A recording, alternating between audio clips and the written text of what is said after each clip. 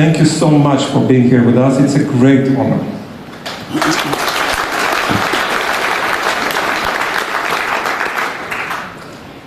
It is not a coincidence that we have chosen Morocco for our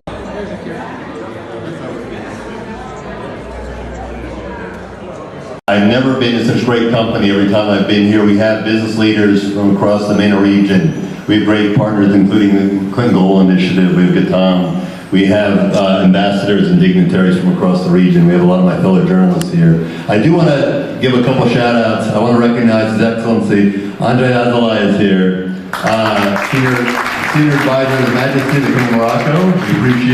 We appreciate you being here. And President Bill Clinton, the 42nd President of the United States, we're honored to have you in attendance, so thank you. Now, inspired by President Clinton, in some ways, I too have practiced diplomacy here in Morocco. In a previous life, I was actually a consultant to the U.S. State Department, and I was focused. My charge was to focus on how we talk to each other in dialogue. And it was a difficult time. It was right after the U.S. invasion of Iraq, and the U.S. was not particularly popular in the Arab world. But I worked with the embassy in Rabat. We decided we were going to have an open forum at a university in Casablanca. We said, all right, let's get a room and let's bring 100 students in to actually have a talk and a dialogue. Now, here's the thing about Morocco. Very, very impressive, smart, and engaged people. We had 500 people show up in that room. So 500 people show up.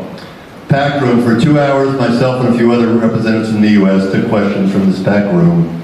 And given the moment, the questions were very critical. They were very critical. Some of them were just statements. And when the program ended, the entire room kind of surged towards us.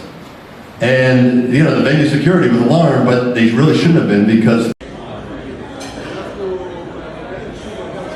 give us all the support.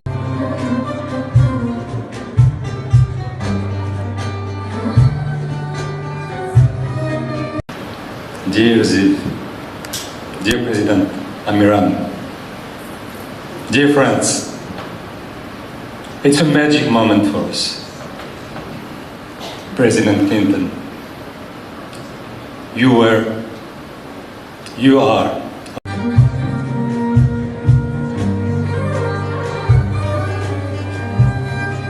questions from this back room.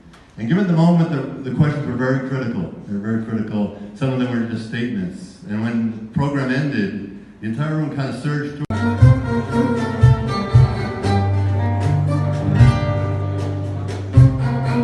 Pleasure to see you all. And thank you so much for arriving to celebrate with us the second competition of the Afiram Awards.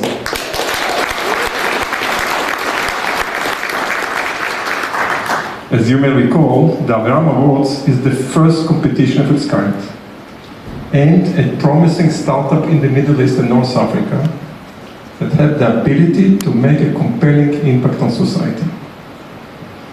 And today, been a little long for this introduction, but dear Ziv, you give us a chance to be together. But after all the political, debate and the arguments, what the great minds of Morocco wanted to talk about and they wanted to connect with directly was about.